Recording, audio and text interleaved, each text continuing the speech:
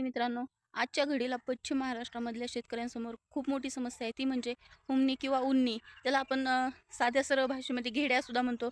म्हणजे थोडक्यात काय एक प्रकारची वाळवी असती जी आपल्या झाडाला खूप मोठं नुकसान करून जाते. ती जमिनीमध्ये राहते किंवा झाडाच्या खोडामध्ये सुद्धा राहते आणि ते आपलं पूर्ण झाड डॅमेज करू शकते. मग ती प्रत्येक पिकामध्ये होऊ शकते. ऊस असो किंवा मका असो, इतर कुठले आपले बाजरी, ज्वारी, सोयाबीन, उडीद कुठल्याही पिकाला होऊ शकते. हिचं काम काय फक्त जमिनीमध्ये राहून जमिनीची जी आपली मुळं असतात पिकाची, जी अन्नद्रव्य पोहोचवण्याचं काम करत असतात पिकापर्यंत, ती मुळं डायरेक्ट कट करून टाकणे हे हिचं मुख्य काम असतं. म्हणजे तिचं अन्नच ते असतं. मुळं खाल्ले म्हणजे मूळ खाणं हे तिचं अन्न आहे. त्याच्यामुळं ती नेहमी ते कट करत राहते.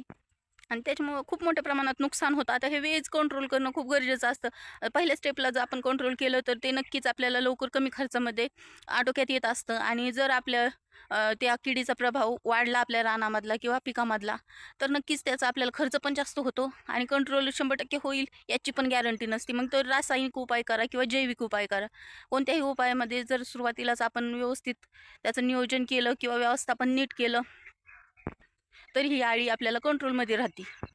आता सगळ्यात पहिली गोष्ट म्हणजे ही राहती जमिनीतून, म्हणजे जमिनीतच राहते, तिथंच खाते आणि तिची जे जीवनक्रम आहे तो 90% जमिनीमध्येच असतो. त्याच्यामुळं आपल्याला उपाययोजना ह्या मातीपासून करायच्यात. तर आता हा व्हिडिओ स्किप न करता शेवटपर्यंत बघा. मी ह्याच्यामध्ये रासायनिक आणि जैविक दोन्हीसुद्धा उपाययोजना अगदी सविस्तरपणे सांगितलेले आहेत. तर ही कीड जर ऊसामध्ये झाली तर खूप मोठ्या प्रमाणात नुकसान होतं. ते कोणत्याही स्टेजला असू दे. सुरुवातीला जर झालं तर काय होतं, जे आपलं ऊसाचं पहिलं नवीन निघणारं पान असतं लागवड झाल्याच्यानंतर, सुरुवातीला जर ही हुमणी किंवा उन्नी जर ऊसाला लागली, तर ती काय करते, डायरेक्ट जो शेंडा असतो नवीन फुटणारा, तर त्या शेंड्यामध्ये जाऊन ती खालूनच खायला सुरुवात करते. आणि परिणामी काय होतं, वरचे जे वाढणारे आपली पानं असतात, तीच वरचं पान, शेंड्यातलं पान खाल्लं गेल्यामुळं त्याची वाढ थांबते त्या कोमाऱ्याची. आणि त्याच्यानंतर साईडने दुसरे फुटवे येतात. पण त्याची व्यवस्थित वाढ होत नाही. कारण मेन पुरवठा म्हणजे अन्नाचा जो मेन पुरवठा असतो तो मोठ्या खोडाला गेलेला असतो आणि ते खोडाचंच पान हुमणीने खाल्लेलं असतं. आता ते ओळखायचं कसं? एक तर पहिली गोष्ट म्हणजे लवकर ओळखायलाच येत नाही, की उन्नी रानात आली. म्हणजे ज्यावेळेस आपल्याला डायरेक्ट खूप मोठा परिणाम दिसतो त्याच वेळेस अंदाज येतो, की उन्नी आपल्या रानामध्ये आलेली. तर ज्यावेळेस आपल्या ऊसामध्ये सुरुवातीचं जे नवीन पानं असतं ते पान जर सुकलेलं असेल किंवा खराब झालेलं असेल, वाळत असेल, तर आपण फक्त काय करायचं, ते ओढून काढून बघायचं. म्हणजे जर हेल्दी पानं असेल तर ते सहजासहजी उपसत नाही. आणि जर ते उन्नीने खाल्लेलं असेल किंवा खोडाळीने खाल्लेलं असेल, तर ते लगेच उपसून निघतं आणि तुटून म्हणजे पूर्ण त्याचं जे कोमार आहे तो उपसून निघतो आणि त्याचा वेगळ्या प्रकारचाच वास येतो. म्हणजे जर थोडक्यात वास कसा येतो, आपण जे पाचट असतं ते पावसात भिजल्यावरती कुजल्यावरती जसा वास येतो, तशा प्रकारचा वास त्याचा येतो. मग आपण लगेच समजून जायचं, की आपल्या पिकामध्ये किंवा आपल्या रानामध्ये हुमणीचा प्रभाव झालेला आहे आणि लवकरात लवकर त्याचं व्यवस्थापन करणं गरजेचं आहे. त्याच्यामुळे लगेच उपाययोजना करायला सुरुवात करायची हळूहळू. आता याच्यावरती उपाययोजना बऱ्याच प्रकारच्या असतात आणि बऱ्याच स्टेजमध्ये केल्या जातात. आता सुरुवातीला ती अंड्यामध्ये आहे तोपर्यंत आपण तिच्यावरती प्रबंध करू शकतो. नंतर ती पतंग अवस्थेत आहे तेव्हा आपण करू शकतो. नंतर ती आळी बनते लहान आळीमध्ये, तेव्हा आपण करू शकतो आणि पूर्ण तिची वाढ झाल्यावरती सुद्धा करू शकतो. पण काय होतं, जर थोडक्यात केलं तर सोपं जातं आणि जर उशीर झाला तर नक्कीच खर्च आणि कष्ट वाढतात. आता सगळ्यात पहिल्यांदा जर सुरुवातीच्या प्राथमिक स्टेपमध्ये आपल्याला उपाययोजना, सगळ्यात सुरुवातीला मे जून महिन्याच्या बाउंड्रीवरती आपण प्रकाश सापळे वापरू शकतो. आता प्रकाश सापळे वापरायचे कसे? सगळ्यात महत्त्वाची गोष्ट, ज्यावेळेस दिवस मावळेल त्याच्या पुढे आपण रानामध्ये अंधारामध्ये बल्ब लावून ठेवायचे. 200 वॅटचे बल्ब असेल तरी बास झाले. आणि जर बल्ब लावायची सुविधा नसेल किंवा काय असतं, रानामध्ये मोटरीसाठी तर लाईट असती, पण प्रत्येकच भागामध्ये लाईट नेणं शक्य नसतं. त्याच्यामुळं आपण जो आपला पंप असतो, म्हणजे बॅटरी पंप असतो, त्याला सुद्धा लाईटची सेटिंग मिळते आता. म्हणजे एक बल्ब मिळतो, 100-150 रुपयापर्यंत खर्च होऊन जातो त्याचा. आणि ते आपण जर लावलं आणि त्याच्या शेजारी आपण एखादा तळवट टाकून किंवा प्लॅस्टिकचा मोठा कागद टाकून पाणी ठेवून त्याच्यामध्ये जर एखादं साधं कीटकनाशक ठेवलं, तर ते 100% काम करून देतं.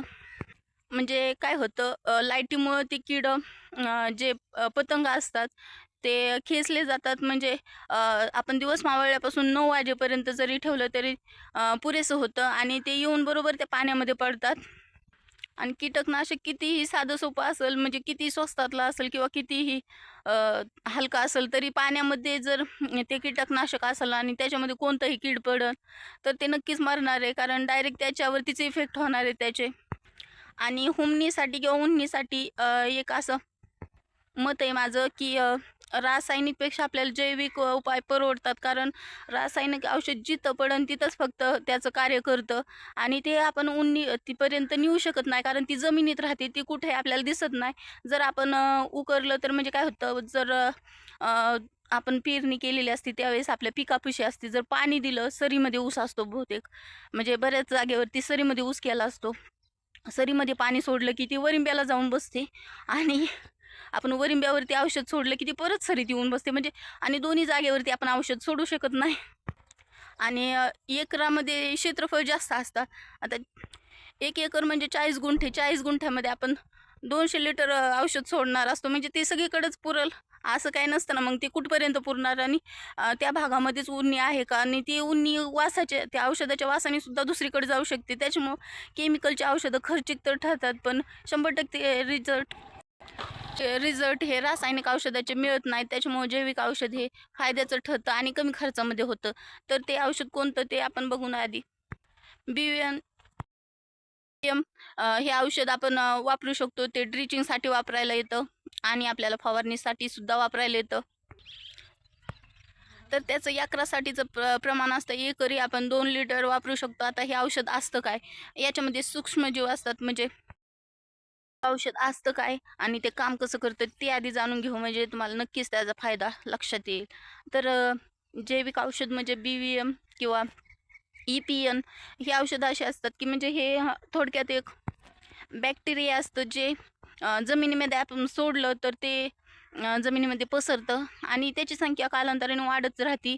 आणि याचं अन्न असतं ते जे आपली उन्नी असते, हुमणी असती, हेच त्याचं अन्न असतं. त्याच्यामुळे त्याला शोधत ते सगळ्या जमिनीमध्ये पसरत असतं आणि नक्कीच त्याला खाऊन ते आपल्याला 100% रिझल्ट देतं. कारण जर आपण एखादं औषध वापरलं तर त्याचं मुदत असते, ते 4 दिवस चालतं, 5 दिवस चालतं, 1 आठवडा चालतं, 15 दिवस चालतं.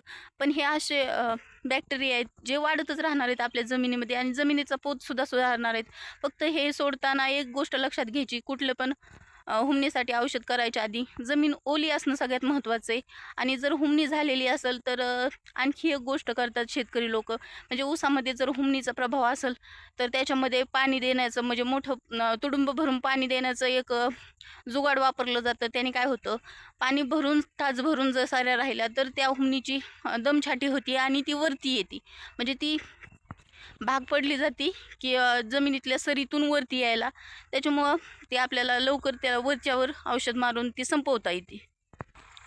आणि रासायनिक वापरण्यापेक्षा जैविक वापरणं फायद्याचं आहे, कारण जमिनीचा पोत सुधारतो. त्याच्यामुळं आपल्याला साईड इफेक्ट कोणतेच मिळत नाहीत. सोबतच जितके जास्त दिवस होतील आपण औषध सोडून तितके ते जे आपले बॅक्टेरिया असतात ते वाढतात. त्याच्यामुळं नक्कीच पुढं नवीन तयार होणाऱ्या उन्नीला सुद्धा त्याचा आळा बसतो. तर ह्याचं प्रमाण किती आहे, एकरी 2 लिटर वापरू शकतो आपण. BVM जर वापरायचं असेल तर ते ड्रिचिंगमध्ये वापरू शकतो. सोबतच त्याची फवारणीसुद्धा केली जाते आणि ते आपण खत म्हणून, म्हणजे खत जसं सोडतो ड्रीपमधून तसंसुद्धा सोडू शकतो. फक्त जमीन आपली ओलसर असणं सगळ्यात महत्त्वाचं आहे आणि हे सोडल्याच्या नंतरसुद्धा जमीन आपली ओलीच राहायला पाहिजेत, कमीत कमी 8 ते 15 दिवस. कारण जर जमीन कोरडी राहिली किंवा निबारपणाचा जमिनीत आला तर ही जी आपण सोडलेली जीवाणू इथं ते मरून जातात. त्याच्यामुळं जमीन ओली राहणं सगळ्यात महत्त्वाचं आहे. आणि सोबतच जे आपलं EPN आहे ते सुद्धा आपण सोडू शकतो, म्हणजे एकानंतर एक 8-15 दिवसाच्या गॅपनी सोडू शकतो. आणि सगळ्यात महत्त्वाची गोष्ट, जर आपल्याला ही जैविक औषधं वापरायची असेल तर ती औषधं वापरायच्या अगोदर 7 दिवस आणि नंतर 7 दिवस रासायनिक कुठलंही औषध वापरायचं नाही. कारण काय होतं, जे आपण जमिनीमध्ये सोडलेले बॅक्टेरिया आहेत ते रासायनिक किंवा केमिकल औषधाने मारतात. त्याच्यामुळं अशी औषधं वापरायची नाहीत. नाहीतर मग आपण आदल्या दिवशी हे BVM किंवा EPM सोडणार आणि दुसऱ्या दिवशी जर आपण 19-19 सोडलं तर नक्कीच त्याचा आपल्याला दुष्परिणाम जाणवतो. म्हणजे जे ड्रीपच्या शेजारी आपले जे जीवाणू असतात पसरलेले, काय सगळे एकदमच सोडले गेले की जमिनीच्या खाली जाणार नाहीत. त्याच्यामुळं ते मरण्याची संख्या जास्त राहील. कमीत कमी त्यांचं कार्य पूर्ण होईपर्यंत तरी केमिकल औषधं 4-5 दिवस ते 7 दिवस आपण नाही सोडायला पाहिजेत. आणि जर आपल्याला केमिकलची म्हणजे उपाययोजना करायची असेल तर आपण सगळ्यात चांगल्या प्रतीचं म्हणजे कोराजिन वापरू शकतो. तर हे सुद्धा आपल्याला ड्रिचिंगमधूनच द्यायचं आहे, ड्रिपमधूनच द्यायचं आहे, किंवा मग आपण पंपाचा नोजल काढून किंवा मोठा नोजल लावून खाली जमिनीवरती त्याची फवारणी करू शकतो. पण याच्यासाठी खर्च जास्त येतो. आता एकरासाठी 2,500 ते 3,000 खर्च येऊ शकतो कोराजिनचं वापरायचं म्हटलं तर. आणि त्याच्या तुलनेने जर आपल्याला जैविक वापरायचं म्हटलं तर 500-550 रुपये म्हणजे आपलं पूर्ण व्यवस्थापन होऊ शकतं. आणि ते सुद्धा अनलिमिटेड. त्याच्यामुळं नक्कीच जैविक उपाय आपल्याला ह्या बाबतीत महत्त्वाचा ठरणार आहे. सोबतच त्याचा फायदा असा होणार आहे की आपण रासायनिक वापरत असतो, म्हणजे कीटकनाशक वगैरे वापरत असतो. जर आपल्याला 12 मिली प्रमाण सांगितलं तर आपण 15 वापरत असतो, कारण आपल्याला रिझल्ट चांगले पाहिजे असतात. त्याच्यामुळं काय होतं, जमिनीतले जे जीवाणू असतात, जे आपल्याला उपयुक्त असणारे असतात, ते सुद्धा मरले जातात आणि त्याचा पोत ह्या जैविक औषधांमुळं सुधारला जातो. तर दिलेली माहिती समजली असेल अशी आशा करते आणि आजच्या व्हिडिओमध्ये इथपर्यंतच थांबूया. सोबतच तुम्ही हुमणी व्यवस्थापनासाठी काय करता ते कमेंटमध्ये जरूर कळवा. व्हिडिओ कसा वाटला आणि व्हिडिओला लाईक आणि शेअर जरूर करा. आपल्या चॅनलला नवीन पहिल्यांदाच आला असाल तर सबस्क्राईब करा. सोबतच वेळीच हुमणी व्यवस्थापन करायला पाहिजे ऊसाच्या पिकातलं, नाहीतर खूप मोठं नुकसान होऊ शकतं. कारण ते कोणत्याही स्टेजमध्ये होतं, सुरुवातीला लागवडीमध्ये होतं, खोडव्यामध्ये होतं आणि ऊस मोठा झाल्यावरती सुद्धा त्याच्या कांडीमध्ये उन्नी लागू शकते आणि ती त्या ऊसाचा अन्नपुरवठा थांबवू शकते आणि शेवटच्या स्टेपला तर खूप मोठं नुकसान होऊ शकतं. त्याच्यामुळे वेळेस याचं व्यवस्थापन करणं गरजेचं आहे.